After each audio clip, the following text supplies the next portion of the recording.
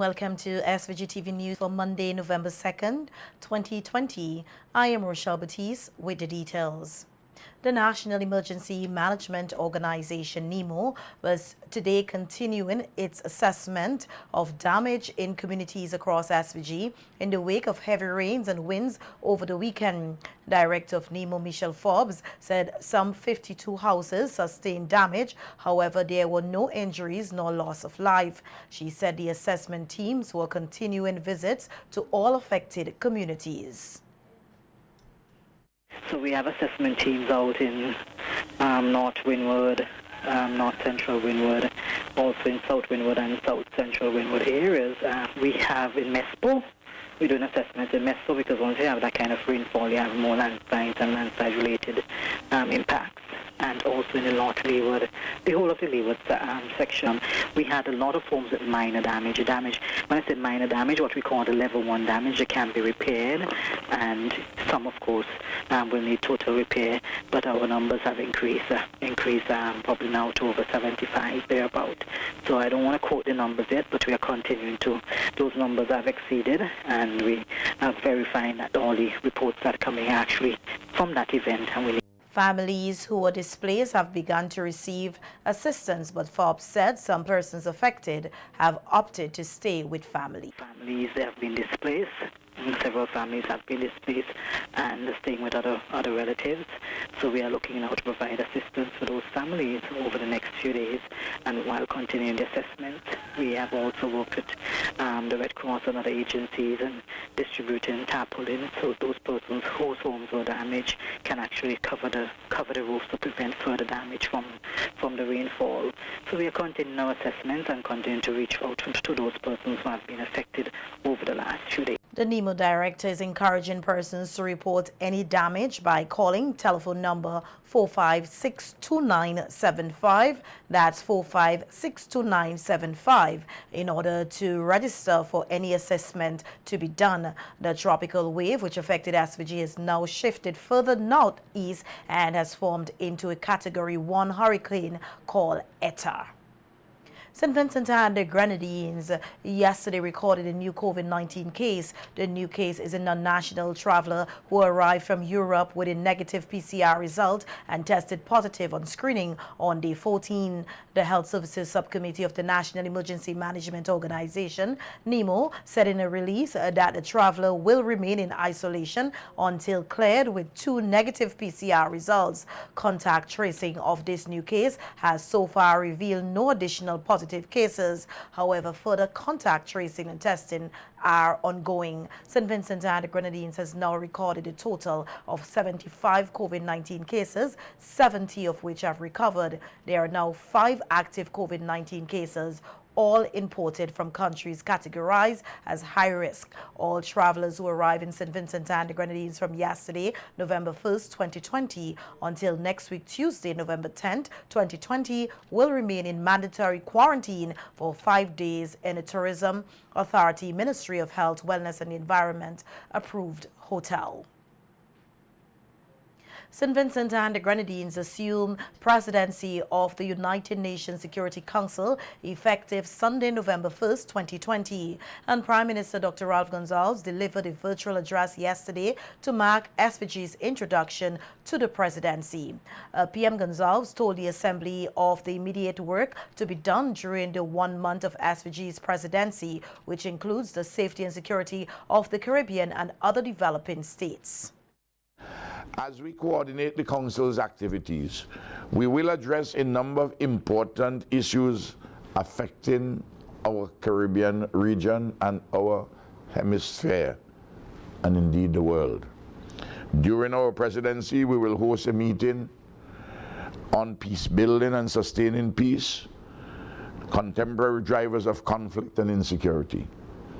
The issues of peace, security, prosperity, and the many-sided sustainable development which we pursue and which we urge all member states to pursue in this, our family of nations, our global family. The Prime Minister said there will be a number of meetings to address and bring awareness to Caribbean issues, including those relating to women. Hillary Beckles the distinguished Vice Chancellor of the University of the West Indies, will present the Caribbean perspective on emerging challenges to peace, security, and development.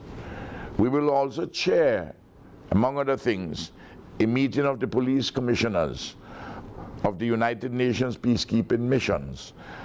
And we intend accordingly to highlight some of the issues affecting our brothers and sisters in Haiti, including efforts to build capacities in the Haitian National Police, and to advance women's participation in the political and peace processes. Together, we will make a difference for the better. Earlier in his address, the Prime Minister reflected on the journey of SVG, making specific reference to the struggles of the indigenous people, which he said paved the way for independence and now being the smallest country to be a member of the UN Security Council. 4 SVG representatives on the UN mission team also made statements on various matters as SVG assumes the presidency during the month of November. Can any single country then manage the effects of an international crisis all on its own? Small countries like ours, with our vulnerable open economies and porous borders, can no longer afford to stand on the sidelines of the multilateral system, while the norms and rules of international relations are influenced only by the powerful. Our presidency will provide the opportunity for us to bring to the forefront our priorities through engagement with the Council and wider membership to advance them. In our complex and dynamic world, it is only through this transparent, multilateral engagement that we can collectively solve common problems. We certainly place high value on the contributions of women in diplomacy. Our mission is breaking barriers, paving new paths, and transforming mindsets. It is our belief that development and security are two sides of the same coin, and both require an integrated and coherent approach throughout the international system. The presidency of the UN Security Council is rotated every month among the 15 countries on the council.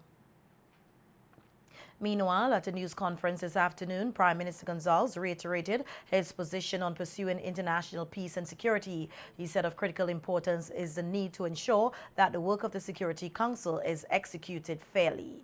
Climate change, development challenges, pandemics, and other drivers of conflict, including issues connected to poverty, desertification, and the like. St. Vincent and Grenadines wants to promote a coherent and whole system approach to addressing conflict. In this vein, we have invited the President of ECOSOC, as well as the Chair of the Peace Building Commission.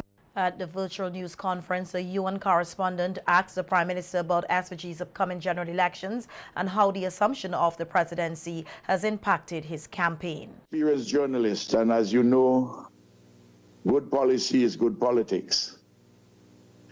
So that if you do policy questions very well, you have an intelligent electorate, it's likely to redound to your credit. And I believe that it is fair to say that our accession to our election to the Security Council, now to the presidency, may contribute to a favorable view that the people or sections of the population have of my prime ministership and our government's position. So this is the way in which I will answer you. The Prime Minister announced that tomorrow, November 3rd, there will be a signature event which he will chair and countries will be afforded the opportunity to raise issues. The Prime Minister will also make a statement on behalf of the SVG UN delegation. And students and teachers of the Calico Government School today held a simple toasting ceremony in recognition of SVG's assumption of the presidency of the UN Security Council. Principal Dr. Corsell Smith said this is a great achievement that needs to be celebrated. Congratulations, St. Vincent and the Grenadines! I too was moved to tears, like our Prime Minister and other Vincentian, for this accomplishment. And now realizing that our nation is the president of the United Nations for the month of November gives me great joy.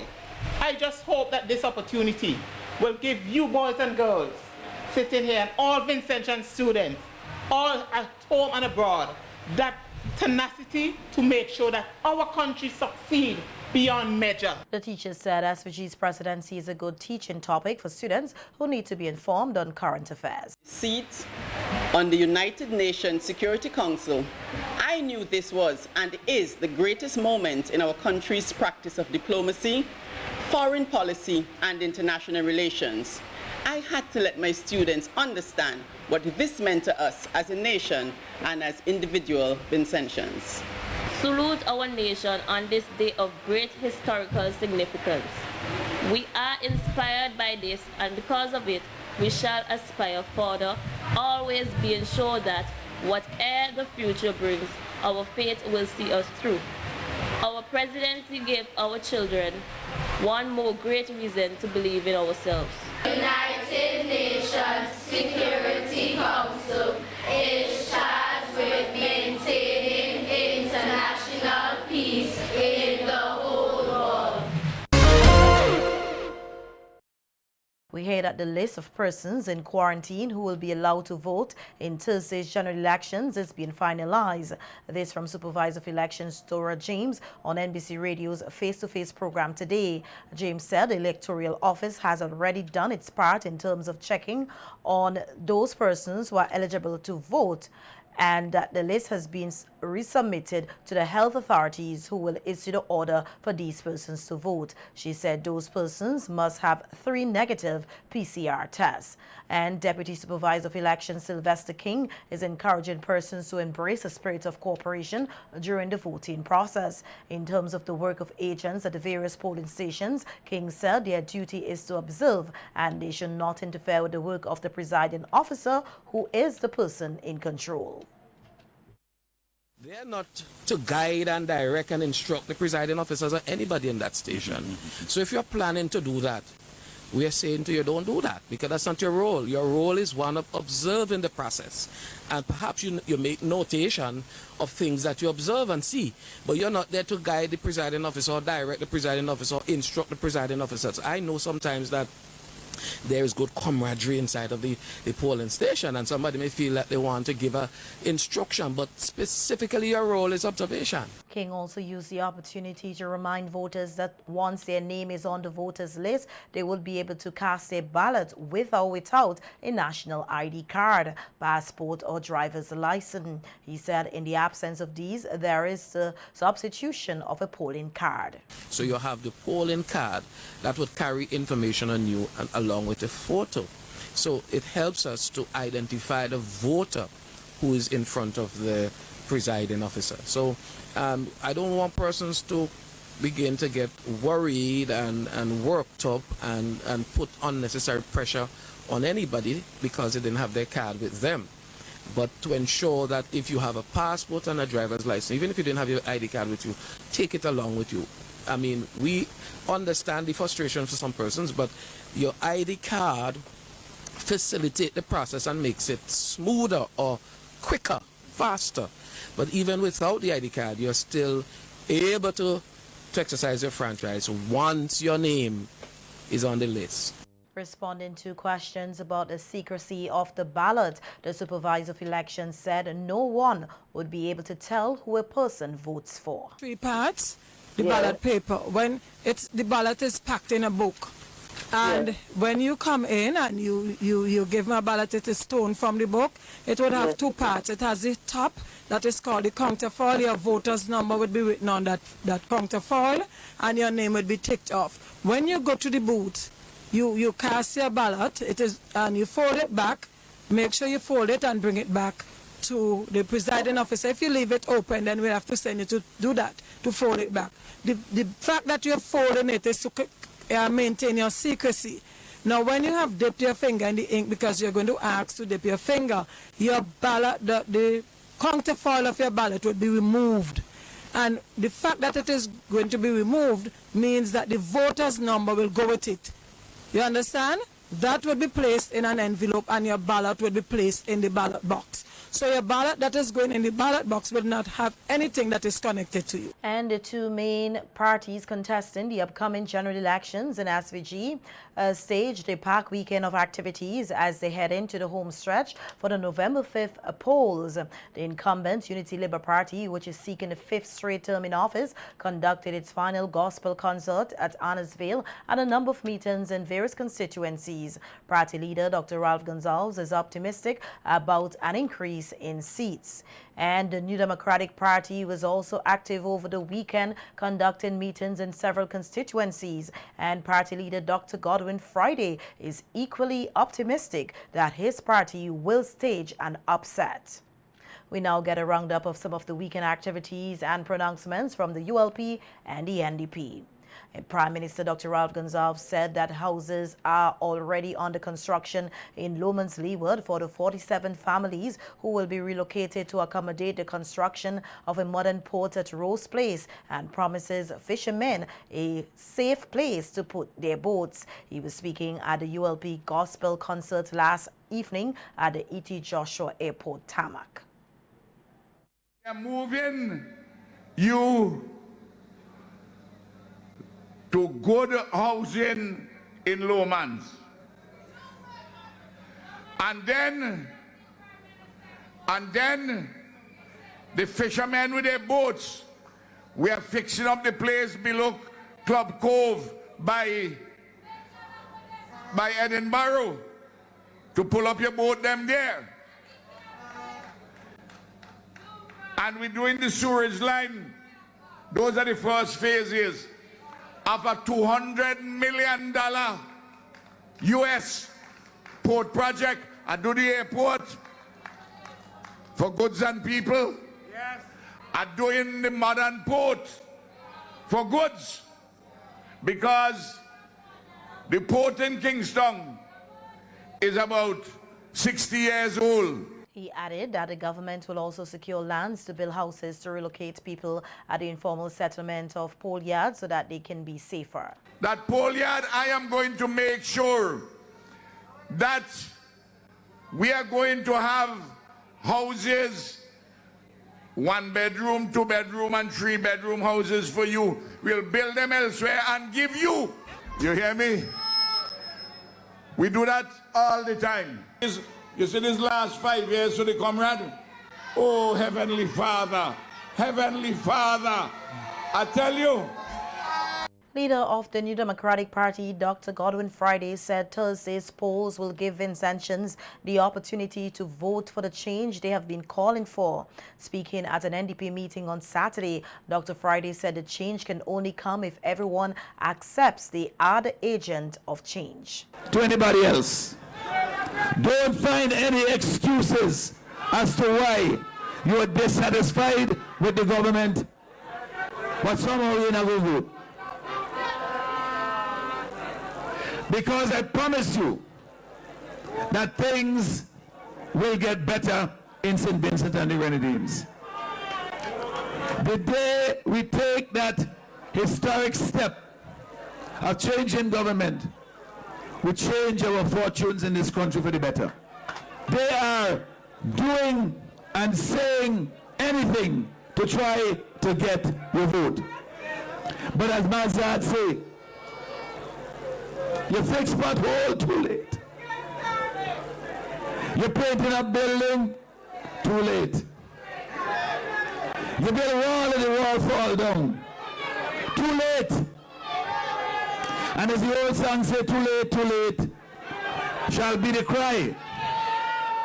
But stressing the importance of the elections, Dr. Friday reiterated his position that the elections will affect all Vincentians for years to come and shape their future. Will determine whether you can lead prosperous, dignified lives, or we continue to sink into poverty and have to end up on some politician's door every Monday or Tuesday morning begging for something.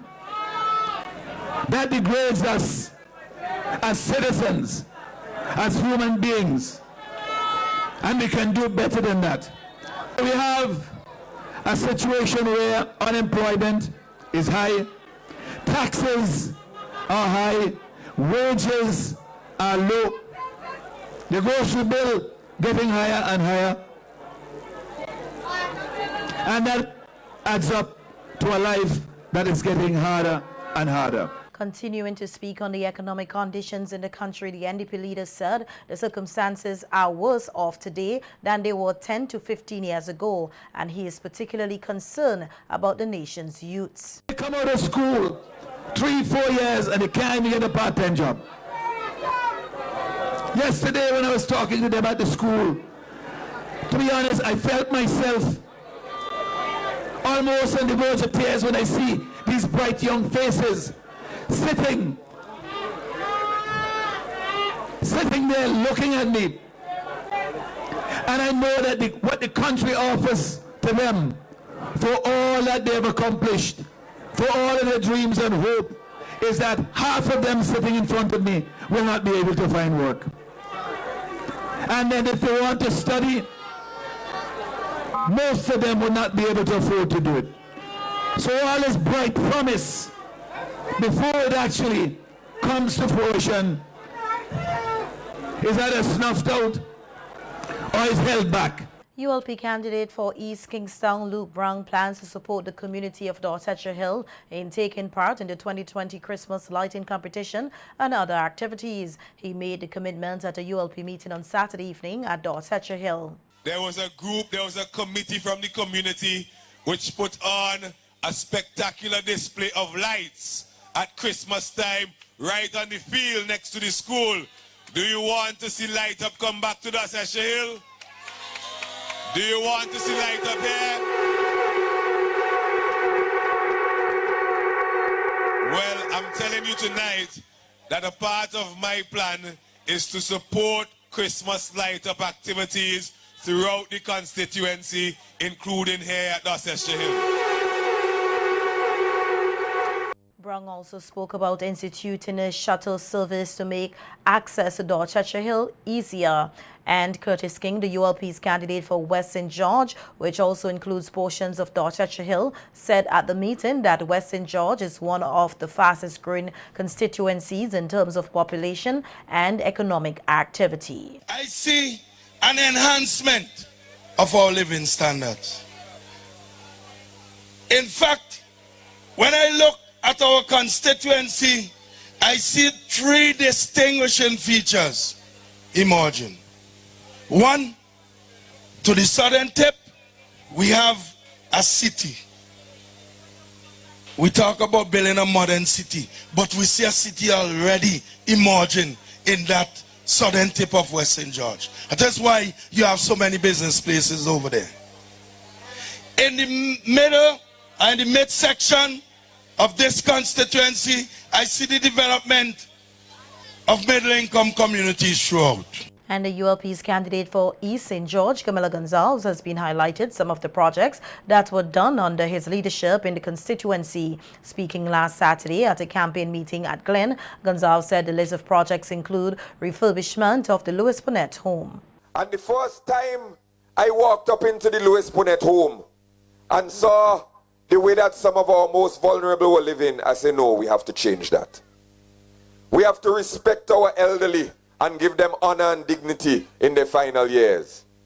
And one of the first things I said was we have to get the people out of the existing Louis Punnett home, put them in some comfortable surroundings, and then we will lick down this building and build a brand new Louis Punnett home for our elderly people. And the reason we are here today is because first step, stage 1, is complete. We have taken them out and we are treating them like kings and queens in a new facility, while we're going to knock this one down and build a brand new facility here in Glen for our elderly and vulnerable people. Also speaking at the meeting, the party's candidate for South Central Windward, Soboto Caesar, commented on damage in that constituency resulted from the weather experience since last weekend. He said things are already in place for the rebuilding process of houses that were damaged. And something took place in South Central Windward a few nights ago. The gusty winds, we lost over 50 roofs completely, and over 140 roofs were partially affected. And I want the people of South Central Windward who are affected to know that the Minister of Finance has guaranteed that we are going to launch Operation Recovery and Reconstruction so that we can start the rebuilding process. The party's West Kingston candidate, Deborah Charles, spoke about the importance of being in a political party. Leader who understands where he wants to take his country. And I'll tell you something, if you want to know where you're going, you have to understand where you're coming from. And let me tell you a little about where we're coming from.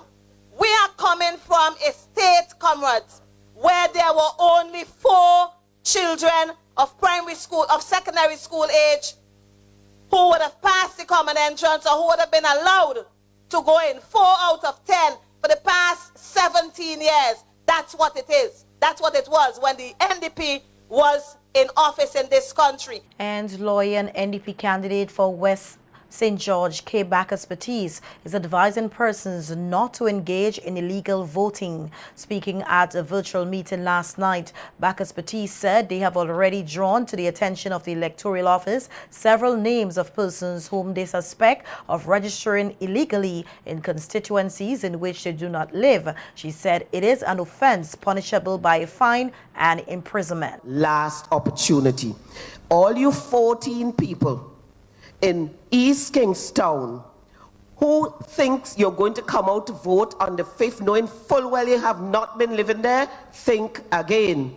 Those of you registered in all the other constituencies, including West St. George, who think you're going to be bold enough to come out, I am putting you on notice now.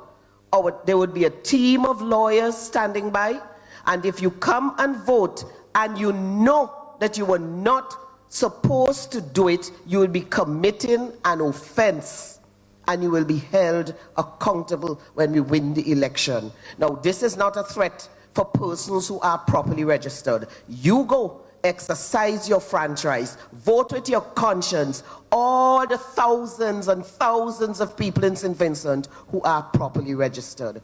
But we are not going to permit fraud in this 2020 election. Speaking on her plans for West St. George, Bacchus Batiste said the constituency, like that of East St. George, has a large number of omnibus operators whose buses have been burdened with wear and tear because of the road's condition. She said an NDP government will bring some relief to them in the form of concessions on tires and spare parts, which will help to make their business more viable. You are doing a great job for St. Vincent and the Grenadines. We don't have any public transportation as such. And if the vans go on strike, the whole of St. Vincent could lock down. And so we have to treat our van drivers better than that. And we give you our solemn promise that we will look into giving you better concessions. In fact, Dr. Friday has said very clearly that he would look at all the import duties at the port and revamp them and do what would be best for businesses in St. Vincent. And this business includes the van drivers. Noting that the NDP manifesto is a contract with the people, the candidate said their plans have been well thought out, with each candidate providing a list of plans and programs for their respective constituency. Bacchus Batiste said among other plans for West St. George is to provide jobs for the people and revive agriculture in the area. Host an annual exhibition to showcase our agricultural and cottage industries with a view to expansion and jobs creation. We will also provide loans from our development bank for our local businesses to expand, benefit from business advice, and most importantly, to employ more local people. Another plan we have is to reinvigorate the agricultural sector. We believe that the road to development begins with the development of roads. So we will rehabilitate those roads that lead to all those mountains, Fenton Mountains, Black Hawk Mountains, Black Mountains, Mahogany Mountain in West St. George, because we have a very rich agricultural soil, and there are many farmers in West St. George. Our NDP government will focus on our farmers. We are still very largely an agricultural community. So we will focus on our farmers so that we can build